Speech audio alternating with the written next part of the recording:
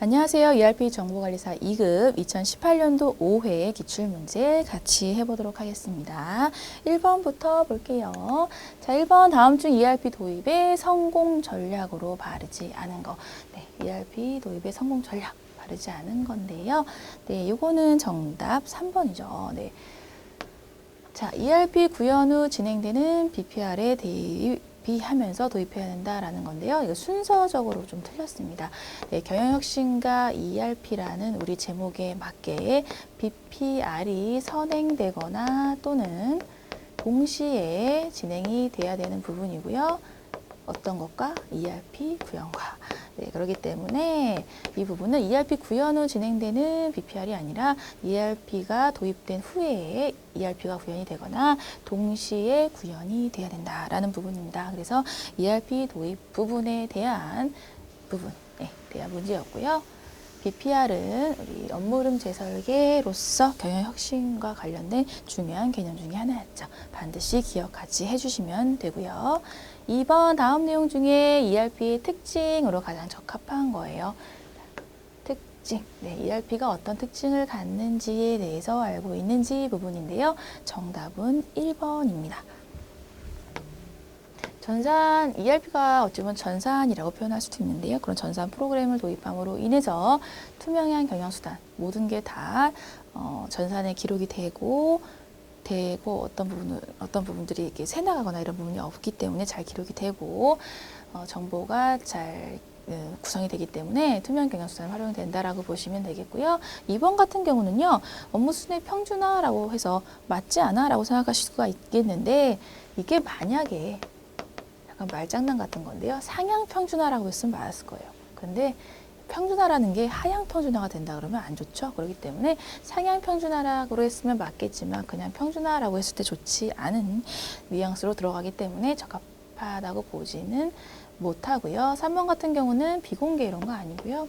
중복 업무 허용되지 않습니다. 이러기 위해서 전산 쓰는 거죠.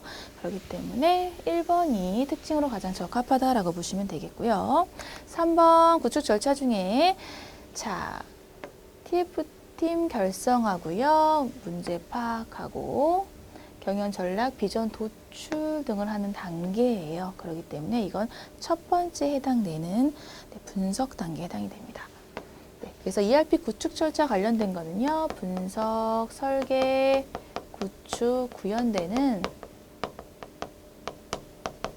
4가지 단계 기본적으로 알아두셔야 되고요. 각 단계마다 해당되는 이런 내용들 꼭 기억을 해주셔야 된다라는 부분이었죠. 그래서 정답은 3번 분석 단계에 해당되는 내용이 되겠습니다. 네, 4번 문제도 동일한 내용인데요. 이번에는 다른 거. 네, 모듈을 조합하고요. 테스트하고 추가 개발 수정 기능 확정하는 단계는요. 모든 것이 거의 끝나가는 단계이기 때문에 구축 단계라고 얘기를 하고 있죠. 4번은 1번입니다. 네, 그렇게 해서 4번 문제까지 풀었고요. 1번부터 4번까지는 경영혁신과 ERP에 대한 부분으로서 여기서 여러분들이 점수를 좀 확보해 가셔야 되는 부분들이 있다. 항상 강조드렸던 부분입니다. 5번 문제 볼게요. 자, 외부 인적자원 모집 방법끼리 바르게 묶인 거예요. 그래서 외부에서 인적자원을 모집하는 것과 내부에서 인적자원을 모집하는 방법 2가지가 있었고요. 그거에 대해서 방법을 알고 있는지라는 부분입니다. 네, 첫 번째 기억번에 있는 거는요. 사내 사보를 통해서 하는 거는 내부적인 거라서 외부 아니고요. 자, 전문 헤드헌터의 모집을 해야 한다. 예, 이게 외부에서 모집을 하는 거니까 맞고요. 채용 박람회 통해서 모집한다. 예, 맞습니다. 그리고 인턴 제도를 통해서 우수인재 모집하는 거, 예, 이것도 맞죠. 왜냐면 내부에서 뭔가 기존에 있던 종업원들에게서 인적자원 모집한 게 아니기 때문에 다 외부 인적자원 모집에 해당이 되는 거고요. 정답은 니은, 디귿, 리을이다 보니까 4번이네요. 이렇게 정답 골라내시면 되겠습니다. 네, 5번 문제 했고요. 6번 문제. 다음 중 직무 설계의 장단점에 대한 설명으로 바르지 않은 건데요. 자, 직무 설계라는 거는요. 직무를 조정하는 부분 뭐 이런 것들이죠. 그래서 단조로움을 극복시키고 새로운 업무를 하게 함으로써 새로운 직무 수행하게 함으로써 그 직무에 대한 능력을 높이고 이런 것들이 이제 직무 설계에 대한 내용이 되겠습니다. 그러다 보니까 그런 쪽에서 장단점을 찾으시면 되는데요. 정답은 네. 적합하지 않은 것은 직무 순환이네요. 직무를 다른 쪽으로 이동시킴에 의해서 지루함이 감소되겠죠. 다른 직무하게 되면서 재밌어. 갑자기 하면서 지루함이 감소될 수가 있고요. 종업원의 권태 증가 이것도 단점에 해당되지 않습니다. 그래서 직무 설계의 여러 가지 방법 중에 해당 장단점으로 적합하지 않은 설명은 직무 순환에 대한 요 부분이 되겠네요. 그래서 정답은 2번이 되겠고요. 그 직무 전문화, 확대, 충실화, 순환 여기는 구분에 있는 보기들 문제로도 잘 나오니까 여기 있는 것들도 꼭 기억을 해주시면 좋겠습니다. 7번입니다. 다음에서 설명하고 있는 인력계획의 미래 예측 기법이에요. 미래 예측 기법. 자, ABC전자는 향후 조직 구성 계획한 데 있어 전문가 30명을 선정을 했습니다. 자문을 받았습니다. 요거에서 우리는 델파의 기법이구나 라고 할 수가 있겠죠. 네, 정성적 기법, 주관적인 기법, 인력계획 미래예측 기법 중에서 정성적인 기법에 의한 것 중에 전문가 의견법으로 해서 델파의 기법으로 해서 잘 나오는 문제니까 요거는 꼭 기억을 해 주시면 되겠습니다. 그리고 4년계획과 회계분석법은 계량적 기법이라고 보시면 되겠고요. 종속병수나 이런 것들을 찾아서 수리학적으로 구하는 거라고 보시면 되겠고요. 브레인스토밍은 적절한 소수가 모여서 아이디어를 창출하는 게 브레인스토밍에 해당되는 부분이고 요거는 이게 교육 쪽 관련된 내용이라서 그런 예측, 수예측 이런 것과는 상관이 없네요. 정답은 1번입니다. 8번은요. 채용관리의 중요성에 대한 설명으로 적합하지 않은 겁니다. 자, 채용을 왜 하는지에 대해서 이제 중요성이 있는데 적합하지 않은 건데요. 정답은 3번에 해당이 됩니다. 훌륭한 인재 확보하기 위해서는요. 비공개 수시 채용보다는 공개 채용이 더 좋아요. 좀 투명하고요. 그리고 여러 인재들을 모집할 수 있기 때문에 비공개 수시 채용보다는 공개 채용, 공개적인 정기 채용을 확대하는 게 더 중요합니다. 그래서 정답은 3번이 되겠습니다.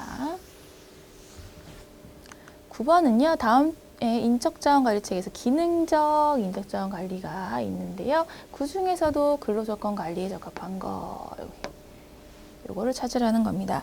그래서 정답은 9번에 4번. 근로조건관리다 보니까 임금관리, 복지후생, 시간관리 이런 것들이 근로조건관리에 들어가는 거고요. 다른 기능적 인적자원관리 중에서 고용관리, 개발관리 같은 경우는 노동력관리에 해당되는 내용이고요. 인간관계 개선 및 인간성 존중 쪽은요. 인간관계 관리 그리고 노동조합 쪽으로 부분에 들어가는 거라서 노사관계 관리예요. 그래서 약간 이런 보기들에 좀 힌트들이 다 있죠. 그래서 너무 어렵게 생각하고 외우실 필요는 없고요. 그래서 근로조건 관리니까 뭐 근로시간이라든가 복리후생 이런 쪽이겠죠. 조건을 관리하는 거니까. 정답은 4번이다 라고 푸시면 되겠습니다. 10번은요. 다음에서 설명하고 있는 인사고과의 오류예요. 그래서 인사고과는 여러 가지 오류들을 갖고 있어요. 왜냐하면 주관적인 판단이 들어갈 수 있는 부분들이 많기 때문인데요. 어쩔 수 없는 오류들이 해당되는 것들. 그래서 오류의 종류와 그 내용에 대한 설명을 물어보는 게 중요했죠. 보기에 대한 내용. 자, 대부분의 피고과자를 후하게 평가하는 경향입니다. 그래서 각 고과 등급별로 강제할당하는 이런 강제할당법을 쓰고 있다라는 부분이죠. 후하게 평가한다는 거에서 관대하게 평가했구나 라고 해서 관대의 경향을 집어주시면 되겠습니다. 그래서 인사고과는 우리 정규분포를 자른다 라고 강조드렸던 부분 가운데를 중점으로 좋게 주는 거는 관대하고요. 그리고 나쁘게 주는 거는 엄격화 또는 가혹화 2번에 있는 그 부분이고요. 그리고 중심 쪽으로 모이는 거는 중심화 경향입니다. 그래서 분포적 오류에 해당되는 세 가지라고 보시면 되겠어요. 이거는. 그리고 요거를 줄이기 위해서는, 방지하기 위해서는 강제 할당법을 사용하고 있다라는 것까지 같이 알아두시면 되겠고요. 그리고 현혹효과는 어떠한 다른 사람의 평가에 현혹되거나 그리고 그 사람의 외모에 현혹되는 것들을 현혹효과라고 하고 있습니다. 그래서 인사효과의 오류는 중요한 부분이니까 기억을 해주시면 되겠고요. 11번입니다. 다음 경력 개발의 목적 중에 기업의 경제적 측면에 대한 설명이에요. 자, 경력 개발을 하는 부분에서 기업의 경제적 측면과 사회적 측면이 있는데요. 요거를 비교해서 알고 있는지에 대해서 물어보는 거에 해당되는 거고요. 경제적 측면은 좀 기업에 초점을 준다. 기업의 좋은 점에 초점을 준다라고 보시면 되고요. 사회적 측면은 종업원의 좋은 점에 초점을 맞춘다라고 생각을 하시면 조금 쉽게 다가오실 거예요. 그래서 정답은 종업원의 성장 욕구를 충족시켜 준다는 거는 종업원의 초점을 맞춘 부분이기 때문에 틀렸다라고 보시면 되겠죠. 1번. 2, 3, 4번은 가만히 살펴보시면 기업의 입장에서 좋은 겁니다. 그래서 기업의 경제적 측면에 대한 거는 2, 3, 4에 해당이 된다라고 푸시면 되겠어요. 12번입니다. 인사효과의 목표 중에 신뢰성에 대한 설명으로 적합한 것인데요. 자, 신뢰성에 대한 거는 우리 앞서 말했던 선발 도구에 있는 신뢰성, 타당성하고는 달라요. 이거는 인사 고과 관련된 목표의 신뢰성입니다. 그래서 신뢰성에 대한 거는요, 측정하고자 하는 내용을 정확하게 측정되었는지 대한 점검이 신뢰성에 해당되는 부분이에요. 그래서 정답은 2번 이걸로 보시면 되고요. 1번 목적을 잘 반영하고 있는지가 인사 고과의 목표 중에 타당성에 해당되는 내용이고요. 그리고 동의하는가라는 거에서 수용성. 비용이 적정한가에 대한 거이기 때문에 실용성. 그래서 인사고과의 목표 4가지에 대해서 이렇게 맞춰봐라 라고 나온 겁니다. 정답은 2번이 되겠습니다. 13번인데요. 다음 중 인근 수준의 내부적 요소로 적합한 거예요. 그래서 내부적 요소와 이제 외부적 요소 이런 부분인데요. 내부적 요소는 기업 안에서 찾으시면 되고 외부적 요소는 그 외의 것에서 찾으시면 되겠습니다. 그래서 내부적 요소로 적합한 것 부분은요. 1번이 해당이 되겠네요. 내부에서, 기업 내부에서 찾으셔야 되는 거니까. 그리고 조직의 인원과 구성원, 예산 편성 이런 것들은 기업 안에서 결정되는 부분이라서 기업의 그 임금 수준의 내부적 요소로 들어가는 거고요. 다른 것들은 외부적인 요건에 의해서 되는 거기 때문에 외부적 요소라고 하고 있는 부분이죠. 정답은 13번은 1번이 되겠고요. 14번입니다. 다음 주 복리후생 관리 원칙으로 적합하지 않은 거예요. 적합하지 않은 걸 찾아라 라는 건데요. 이거는 잘 나오는 거죠. 소수가 혜택을 본다. 이게 소수 혜택이라는 게 이게 상당히 중요한 개념에 들어가는 걸 왠지 맞는 것 같지만 복리후생제도에서는 소수 혜택을 보는 복지는 사실상 복리후생의 쪽으로 들어가면 조금 안 된다라고 보시면 됩니다. 왜냐면은 이거 집단적인 보상 성격을 갖고 있기 때문에요. 다수가 혜택을 보는 걸로 집중을 해야 돼요. 그래서 요거가 소수 혜택을 보는 복지는 조금 무시해야 된다라는 부분이 됩니다. 다수가 혜택을 보는 걸로 복리후생을 관리해야 되고요. 복리후생 제도를 수립해야 해요. 그래서 적합하지 않은 건 소수 혜택을 본다라는 부분에서 3번으로 골라내시면 되겠습니다. 그래서 오답으로 잘 나오는 부분이니까 기억해 주시면 좋겠고요. 15번입니다. 국민연금 급여의 종류에 대한 설명으로 적합하지 않은 것은인데요. 자, 이렇게 좀 세세하게 나온 거는 좀 거의 처음인 것 같아요.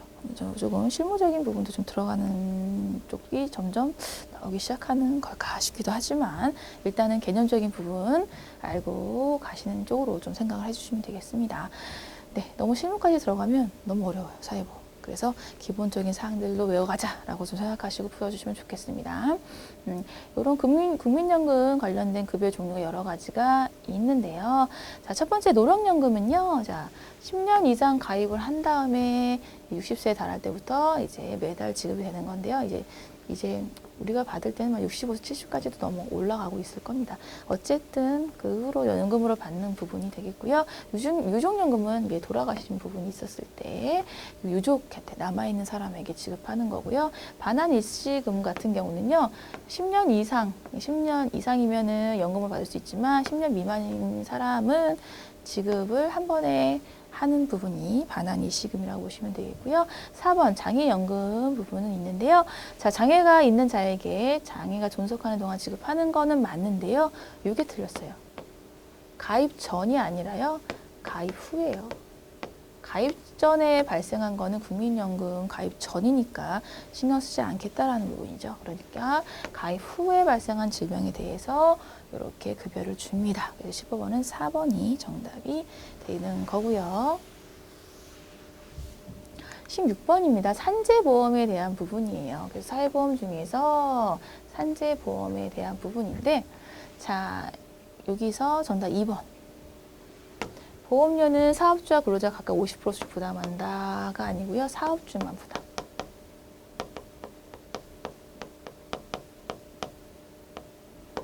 그래서 보험이 4대 보험 4가지가 있죠. 국민연금, 건강보험, 고용보험, 산재보험 4가지가 있는데 유일하게 사업주만 부담하는 건 산재보험이에요. 다른 3가지 보험들은 4대 보험 중에 3가지는 다 50%씩 부담하는 부분들이 있습니다. 사업주만 부담하는 유일한 보험은 산재보험이다 라고 반드시 기억을 해주시면 되고요. 무과실 책임주의이고요. 네, 그리고 산재, 업무상 재해를 받은 산재 근로자 가족을 위한 보험이 산재보험이 되겠습니다. 16번은 정답이 2번이 되겠고요. 17번 다음 중 기준의 임금체계 중에서 기준 임금체계와 기준의 임금체계가 있는데요. 이런 수의 경비원 등처럼 표준 작업과 다른 환경에서 근무하는 경우 이렇게 되기 때문에 문제에 수의랑 경비원이 나온다고 하면은 고민하지 마시고 바로 특수근무수당으로 해서 2번을 고르시면 됩니다. 그래서 여러 가지 수당들이 있는데 그중에 특수근무수당에 해당되는 건 수의 경비원에 해당되는 부분이다라고 해서 조금 기억을 좀 외우다시피 좀 이렇게 기억을 수의 경비원, 특수근무 이런 식으로 기억을 해주시면 되겠어요. 18번 다음 중 사용자가 사용할 수 있는 쟁의행위예요. 그래서 사용자 측과 근로자 측에서 사용할 수 있는 부분이 있는데 쟁의, 그 중에서 사용자에 대한 부분입니다. 그래서 보통 노동자 측에서 하는 쟁의가 상당히 많고 사용자 측에서 할 수 있는 건 상당히 좀 별로 없어요. 2가지밖에 없는데요. 직장 폐쇄 그리고 조업 개소 2가지밖에 없습니다. 그래서 다른 것들 요거는 다 노동자들, 종업원들이 하는 부분에 해당되는 쟁의행위라고 보시면 되고요. 사용자 2개밖에 없으니까 2개는 외워주셔야 되는 부분이겠죠. 그리고 직장 폐쇄, 조업 개송은 사용자가 할 수 있는 쟁의행위에 해당되는 부분입니다. 19번은요. 법정휴가의 종류로 적합하지 않은 거예요. 법정휴가. 네, 그래서 우리 근로시간관리 쪽에 봤을 때 휴가랑 휴일에 대해서 알아보고 네, 휴가는 그 승낙이 필요한 거였고요. 그리고 휴일은 승낙이 필요 없는 뭐 근로자의 날 이런 것들이 있었고 다 법정휴가, 법정의 휴가 이런 것들에 대해서 알아봤었는데요. 자, 이런 법정휴가 중에서의 그 종류로 적합하지 않은 부분입니다. 그래서 여기 해당되는 거는 경조휴가예요. 그래서 경조휴가는 법정의 휴가입니다. 법정휴가는 별로 없어요. 법적으로 규제를 받는 부분이기 때문에 법정휴가는 이 정도 있다라고 여러분들이 좀 외워가셔야 되는 부분이 되겠고요. 승낙이 필요한 부분 이런 것까지만 좀 기억을 해주시면 좋겠습니다. 20번 다음 중 근로자가 일정한 기일마다 근무 시간이 다른 근무로 바뀌어지는 근무 상태예요. 일정 기일마다 근무 시간이 바뀌어진다라는 부분에서 이제 교대 근무제에서 20번에 4번을 고르시면 되겠습니다. 그래서 이제 아무래도 이제 뭐 생산직 같은 경우 뭐 24시간 동안 이제 풀로 가동이 돼야 되는 뭐 그런 경우에는 뭐 3교대에서 뭐 1조, 2조, 3조 이런 식으로 움직이고 이런 것들이 있죠. 그런 형식의 것들이 이제 교대 근무제라는 거에서 일정 기일마다 근무 시간이 바뀌어요. 교대로. 그래서 교대 근무제라는 얘기를 하고 있는 부분이에요. 그래서 이런 근무 시간 관련된 이런 제도들이 다양화되고 있다라는 부분에서 시험 문제에 출제되는 부분들이 있는 부분이고요. 자, 선택적 근로시간제는 개개인의 노동자들이 근로시간을 선택해서 할 수 있다. 근로할 수 있다라는 부분이고요. 간주근로시간제 같은 경우는 외근이 많은 직업 같은 경우, 영업직 같은 경우 뭐 이렇게 외근이 많죠. 그런 경우에는 그냥 내부에 근로하지 않지만 이 정도는 얘가 근로했다라고 간주하겠다라고 해서 그 간주 근로제라고 얘기를 하고 부분. 재량 근로시간제는요.